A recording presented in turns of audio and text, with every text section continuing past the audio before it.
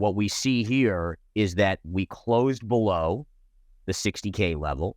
We confirmed. What that means is that you must reconfirm above 60,000. So we closed above it, which is step number one, but it now needs to confirm. If it doesn't confirm and it closes back below, that's a failed move above, and it could go back down. So it's right on this 60,000 level. If you want something to follow today, follow a daily close on Bitcoin. Where does it close? Above or below 60,000? If it closes above, it doesn't mean it confirms. It has to close above yesterday's high to confirm. Okay, but at least it would still be open to confirming. Closes back below, it can't confirm. It would have to close back above and then start the whole process again. What I always say to traders, what happens below, so if it confirms below, it must confirm above.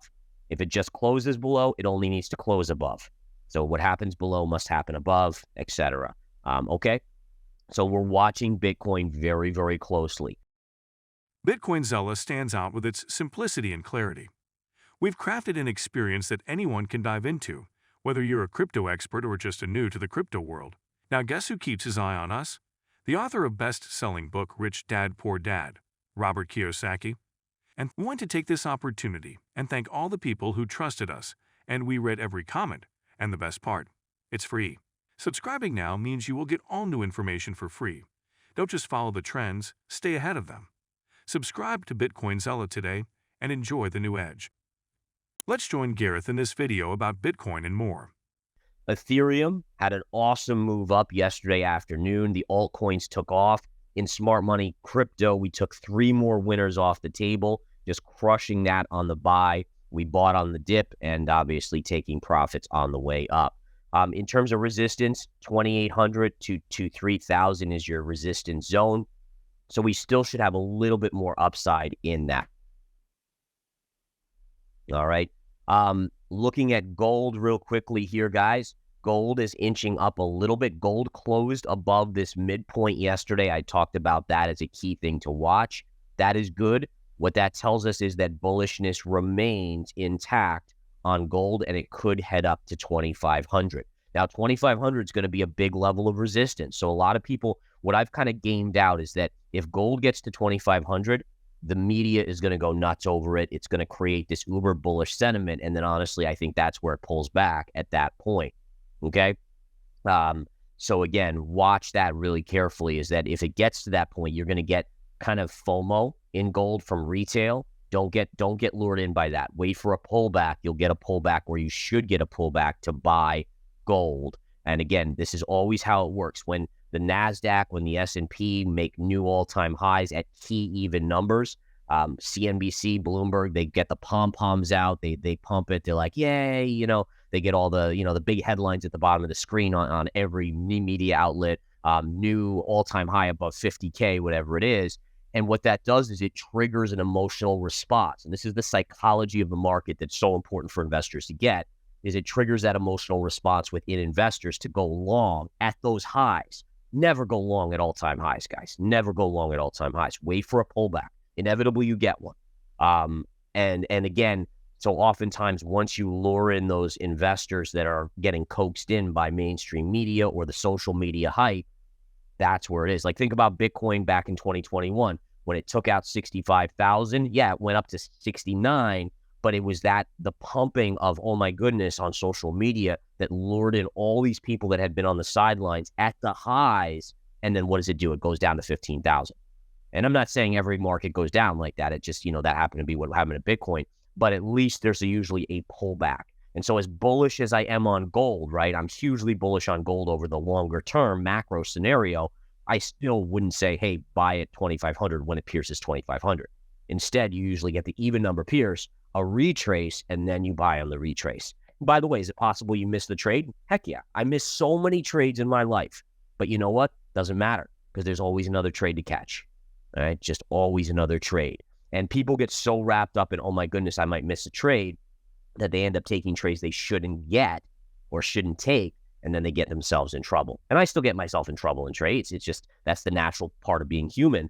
But, and by the way, charts just don't always pan out. They're probability based, right? So even at 70% win rate or 80% win rate, 2 to 3 trades won't work out every 10. That's the standard way it goes. Former SEC official John Reed Stark warns that Morgan Stanley's move to pitch Bitcoin ETF could lead to intense regulatory scrutiny and compliance challenges. John Reed Stark, a former SEC official, criticizes Morgan Stanley for allowing its 15,000 financial advisors to pitch spot Bitcoin ETF, labeling the move a death wish due to expected regulatory challenges. Stark warns that Morgan Stanley could face the largest SEC and FINRA examination sweep in history, burdening its compliance department with intense scrutiny. Regulators will have immediate access to a vast array of Morgan Stanley's internal documents, emails, and communications related to Bitcoin sales, making it easy to identify any potential violations. Morgan Stanley is currently endorsing two Bitcoin ETF, BlackRock's iShares Bitcoin Trust, and Fidelity's Wise Origin Bitcoin Fund, marking a significant entry into the crypto space. The move is expected to bring significant inflows to Bitcoin ETF in the second half of the year, with industry experts predicting substantial growth in the market. But I just want to show this Amazon chart. It's just another example of how powerful channels are.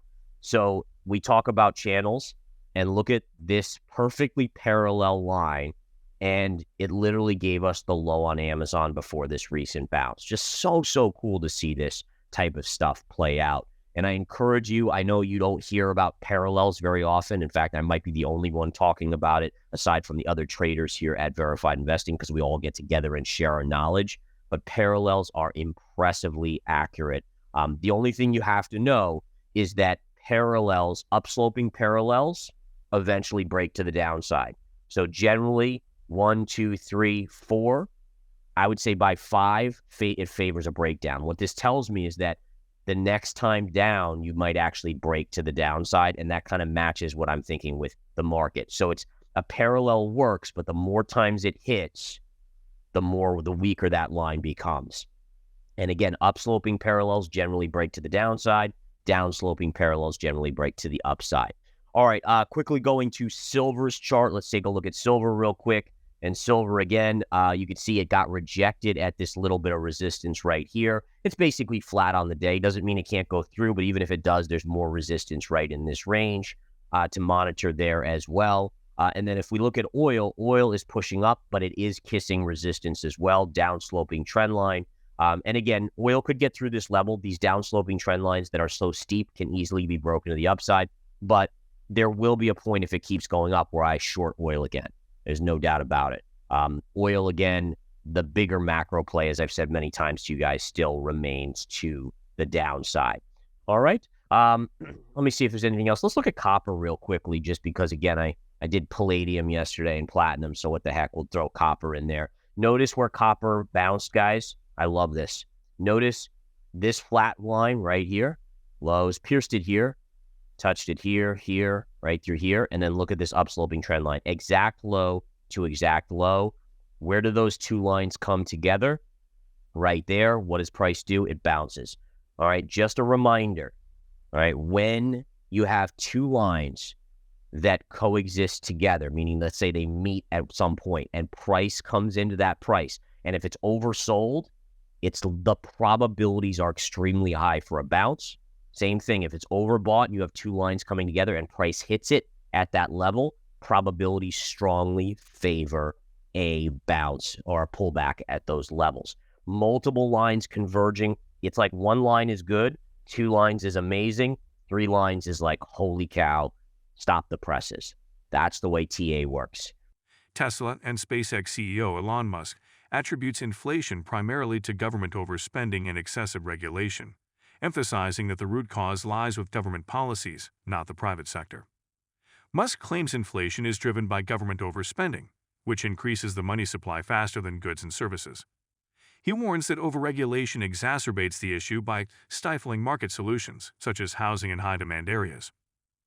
Musk downplays the role of monopolistic behavior, suggesting that government policies are the main culprit behind inflation.